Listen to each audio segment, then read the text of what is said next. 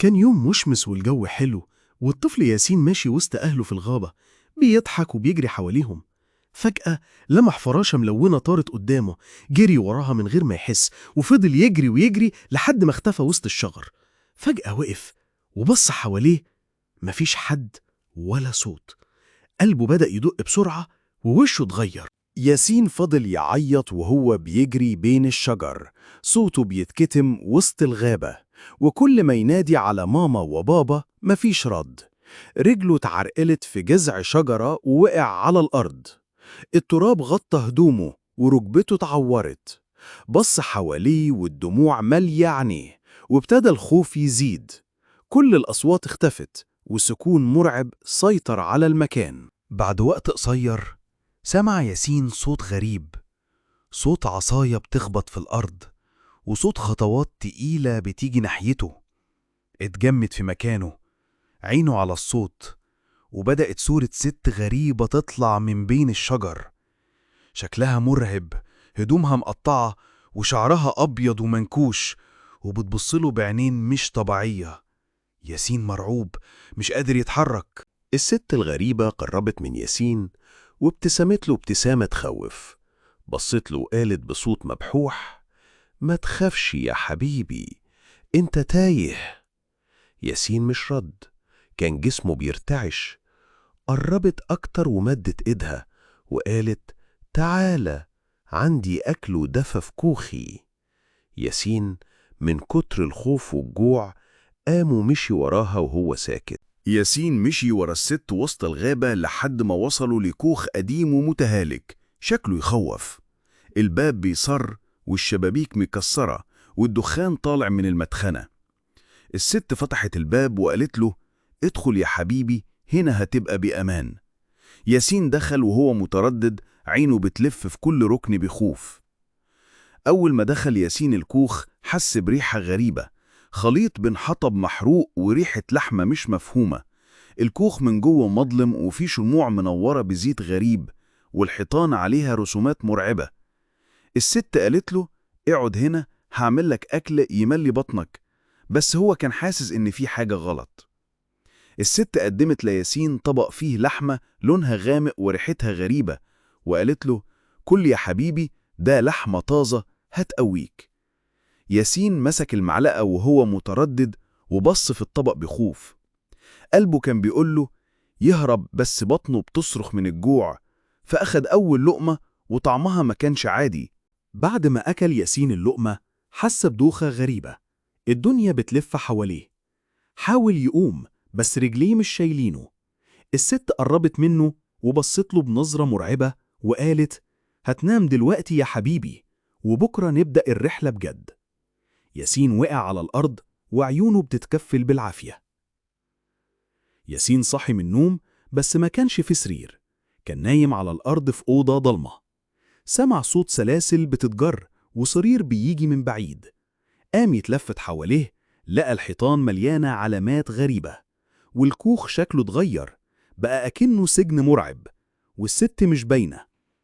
فجأة الباب اتفتح بصوت عالي، والست الغولة دخلت وهي ماسكة سكين قديم.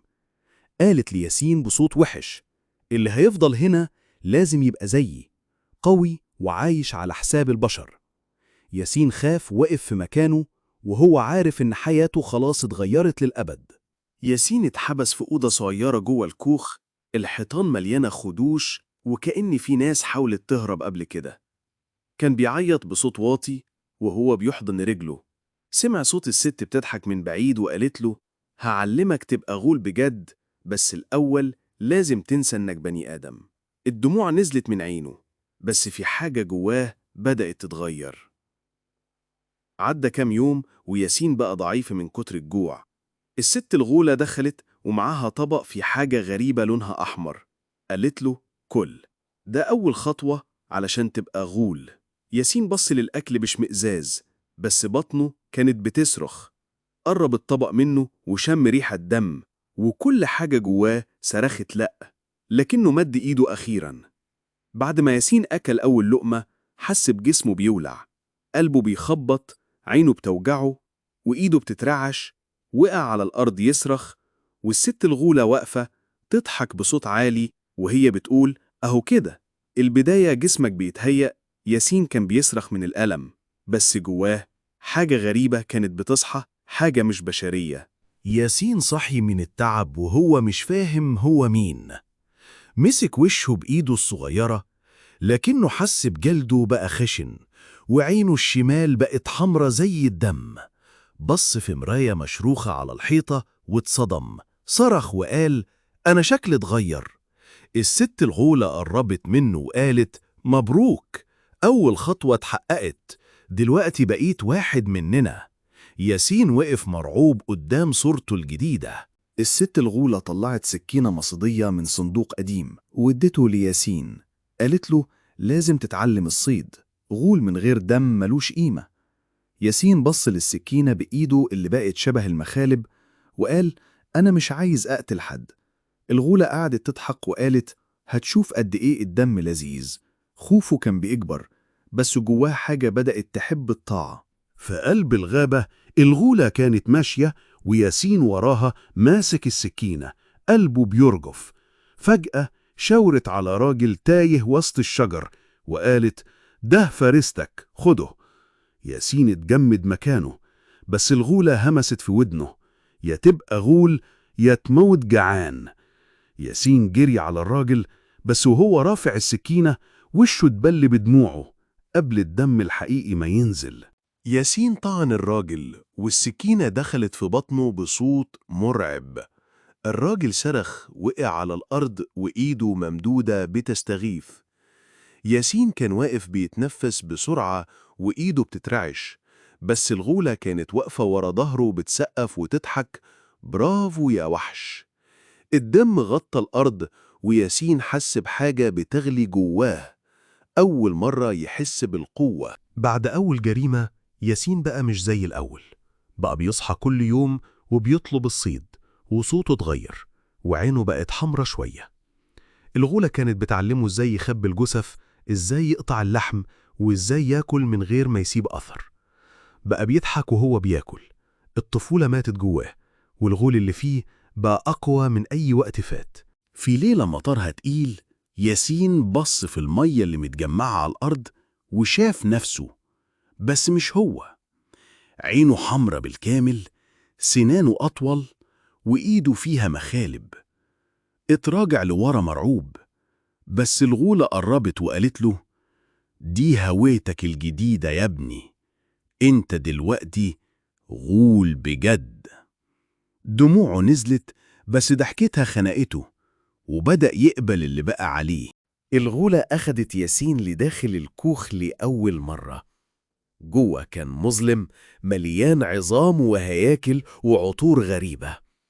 علقته في نص الكوخ وبدأت ترسم رموز على وشه بدم وتتمتم بكلام ما يتفهمش.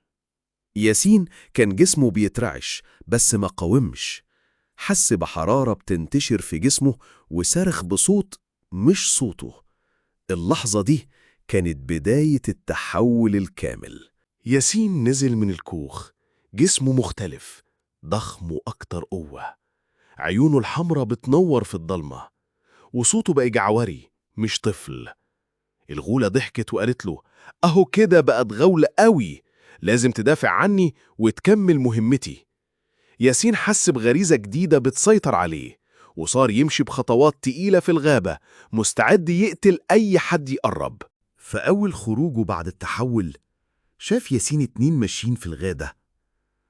قلبه دق بسرعة. كانوا بيضحكوا وبياكلوا سندوتشات، شكله أب ومراته. قرب منهم بهدوء، عينه بتلمع ونيته واضحة، صيد جديد. بس أول ما سمع صوت الراجل بينادي وقف مكانه. الصوت كان مألوف. قلبه اتخض وافتكر لحظة قديمة مع أبوه. ياسين وقف متجمد ورا الشجرة، قلبه بيدق زي الطبول. كان ناوي ينقض عليهم، بس صوت الراجل وهو بيقول اسمه رجع له ذكرى مدفونة. افتكر حضن أبوه وريحة هدومه، ضحكة أمه وهي بتندهله. الدموع نزلت من عينه، بس بسرعة مسحها. الغولة علمته إن الدموع ضعف، وإن البشر كلهم لازم يتاكلوا. بس دلوقتي هو واقف قدام أمه وأبوه، دماغه اتلخبط، جزء منه عايز يحضنهم والجزء التاني عايز يفترسهم.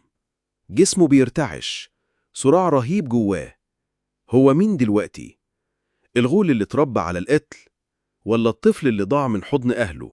ياسين طلع من ورا الشجرة بخطوات بطيئة، عينيه لسه بتلمع باللون الأحمر وسنانه باينة من بين شفايفه. أبوه وأمه وقفوا مصدومين، وشهم شاحب. ده ياسين؟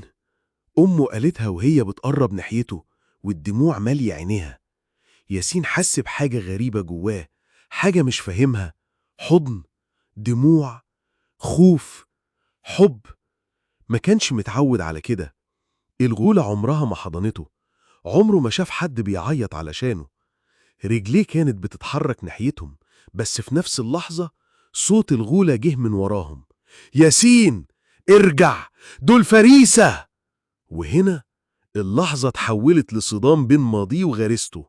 ياسين بص للغولة وهي بتزعقله وصوتها بيعلى: قلتلك دول فريسة. بس هو متحركش. أمه قربت منه أكتر وقالت له بصوت بيرتعش: ياسين، إحنا أهلك يا ابني، افتكرنا. دماغه كان بينفجر من كتر الأصوات جواه. الغولة ربته على القسوة، لكن دلوقتي قدامه حضن أمه اللي عمره ما شافه. قرب منها ورفع إيده. الناس افتكرته هيهجم، لكن فجأة لف جسمه ناحية الغولة وزعق بصوت هز الغابة: انتي اللي فريسة! الغولة فتحت عينيها بدهشة، ما كانتش مصدقة إنه هيعصيها. الصراع اتحول لحرب بين الوحش والإنسان جواه. الغولة زائرت زئير يخوف الحجر، وجريت على ياسين بإيدين مفتوحة وسنانها بتلمع.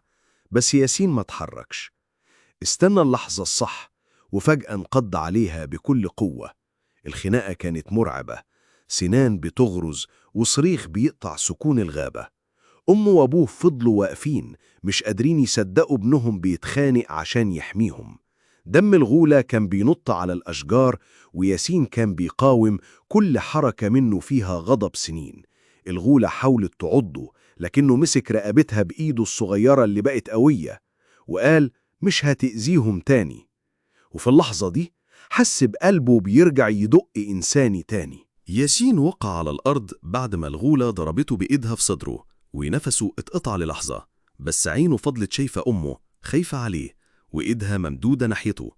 الغولة قربت منه وقالت بصوت خشن: أنا اللي ربيتك، هتقتلني؟